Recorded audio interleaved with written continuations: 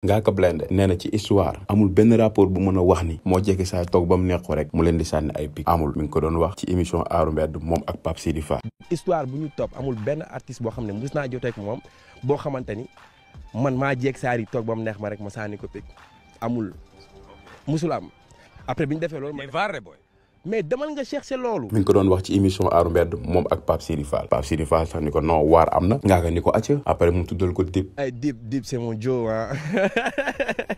gis naa affaire fekk ngeen def da ngeen nekk yéen ñaari xarit loolu def affaire dafa yàlla. ay xarit la duñu ay xarit moom xam ne sax may ma ko dara na gaaw ñibbisi aéroport laa koy koj day génn rek mu dóor ko ku pang. mais nag bu dee moog Dip la. Dip jaaroon na Aaru Mbedd Pape Sidi Fall laaj ko moom it bon mu wax. ni moom classul kenn waaye nag yàgg nañ déglu Dip si bu muy commencé yëpp ndax moom ku doon bëggee Ngaaka la. Ngaaka tamit émission Star en ligne bu ñu amoon 2STV mi ngi ko doon expliqué mu ni Dip ñu ngi koy dégg pic yi muy sànni ñu koy delloo mais bon moom classantuwul ak moom te émission boobu noonu su ma juumul sax mi ngi ci chaîne bi divisé woon naa ko. man bi may ñëw si game bi dara nekk fi quoi je peux même dire que man maay premier artiste de ma génération bu décanté situation bi quoi tu vois un peu parce que man maa génne ay 2013 après bon ñi si des ñëpp ay 2014 2000 kii la ñu génnaat quoi yaa ngi fi donc man bi may ñëw hip hop bi am na lu fi nekkoon Ngaaka Blindé ñëw na changé game bi quoi bi ma changé game bi après ni si nekkaat ci ginnaaw ñëpp bu ñu ñëwee ku ci nekk bëgg nga nekk si position bi Ngaaka Blindé nekk tu vois un peu genre quand je dis Dip man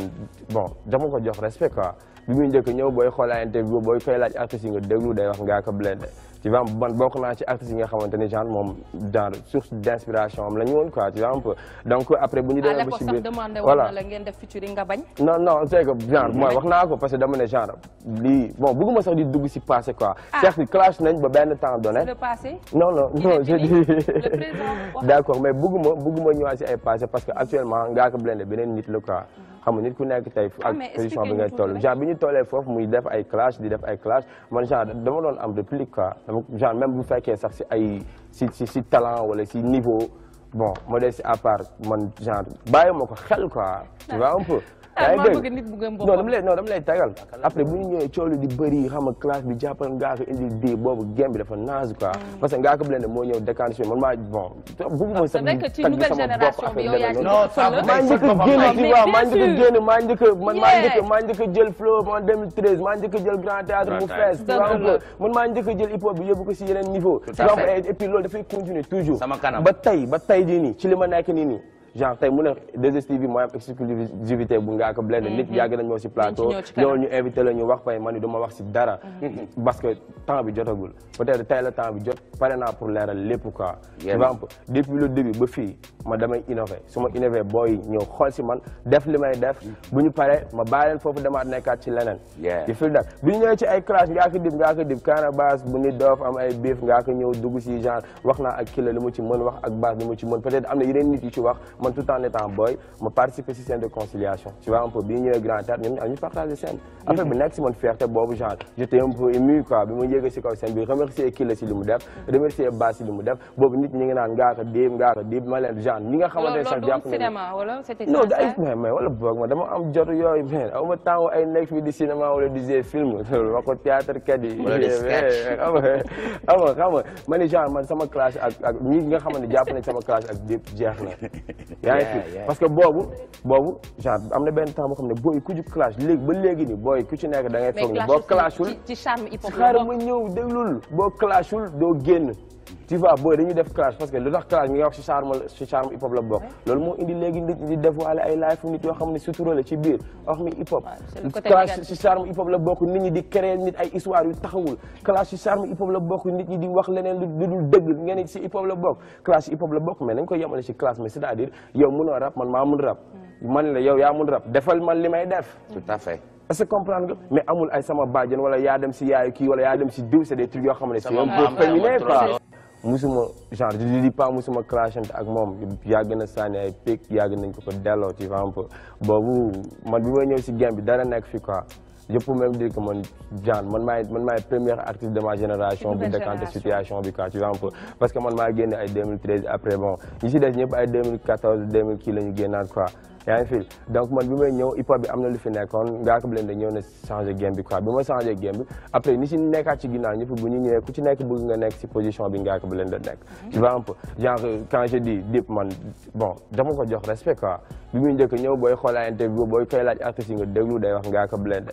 tu vois man bokk naa ci artistes yi nga xamante ni genre moom genre source d'inspiration am la ñu woon quoi tu vois un peu donc après bu ñu demee ba ci biir voilà la ngeen def featuring nga bañ non c'est que genre mooy wax naa ko parce que dama ne genre lii bon bëgguma sax di dugg si passé quoi certes clash nañ ba benn temps donné le passé non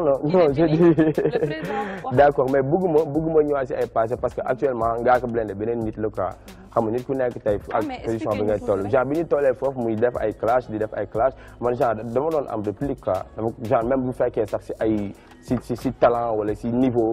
bon modeste à part man genre bàyyi ma ko xel quoi tu vois un peu yaa ngi dégg non dama lay tagal après bu ñu ñëwee coow li di bëri xam nga classe bi jàppal Ngaaka indi di boobu game bi dafa naze quoi parce que Ngaaka Blindé moo ñëw décanté man maa bon bëgguma sax tag bi sama bopp affaire maa njëkk a génn tu vois maa njëkk a génn maa njëkk a jël flow en 2013 maa njëkk a jël grand théâtre mu fees tu vois man maa njëkk a jël hip hop bi yóbbu ko si yeneen niveau et puis loolu dafay continuer toujours ba tey jii nii ci li ma nekk nii genre tey mu ne 2STV mooy am exclusivité bu Ngaaka Blindé nit yàgg nañ ñoo si plateau loolu ñu invité la ñu wax pay man ni du ma wax si dara parce que temps bi jotagul peut-être tey la temps bi jot pare naa pour leeral lépp quoi tu vois un peu depuis le début ba fii ma damay innové su ma innové booy ñëw xool si man def li may def bu ñu paree ma bàyyi leen foofu demaat nekkaat ci leneen il faut that bu ñu ñëwee ci ay clash Ngaaka Dip Kaana Bass bu nit doof am ay biif Ngaaka ñëw dugg si genre wax naa ak Killa lu mu ci mën wax ak Bass lu mu ci mën peut-être am na yeneen nit yu ci wax man tout en étant boy ma participer si scène de conciliation tu vois un peu bi ñu ñëwee grand théâtre ñoom ñu partagé scène affaire bi nekk si man fierté boobu genre j'étais un peu ému quoi bi ma yéegee si kaw scène bi remercier Killa si li mu def remercier Bass si li mu def boobu nit ñi ngi naan Ngaaka Dip ma leen genre ñi nga xamante ne sax jàpp non ay mais wala boog ma dama am jot yooyu mais aw ma temps ay nekk fii di cinéma wala di jouer film wax ko théâtre kat yi xam nga ma ni genre man sama clash ak ñi nga xamante ne jàpp nañ sama clash ak Dip jeex na yaa ngi fi parce que boobu genre am na benn temps boo xam ne booy ku ci clash léegi ba léegi ni booy ku ci nekk da ngay foog ne boo clashul ci charme hip hop xaaral ma ñëw déglul boo clashul doo génn tu vois booy dañuy def clash parce que lu tax clash mi nga wax ci charme hip hop la bokk loolu moo indi léegi nit di dévoiler ay live nit yoo xam ne sutura la ci biir wax mi hip hop clash ci charme hip hop la bokk nit ñi di créer nit ay histoire yu taxawul clash ci charme hip hop la bokk nit ñi di wax leneen lu dul dëgg ngeen ci hip hop la bokk clash ci hip hop la bokk mais nañ ko yemale ci clash mais c'est-à-dire yow mënoo rap man maa mun rap man la yow yaa mun rap defal man li may def tout à fait est-ce que comprendre nga mais amul ay sama bàjjen wala yaa dem si yaayu kii wala yaa dem si diw c'est des trucs yoo xam ne c'est un peu féminin quoi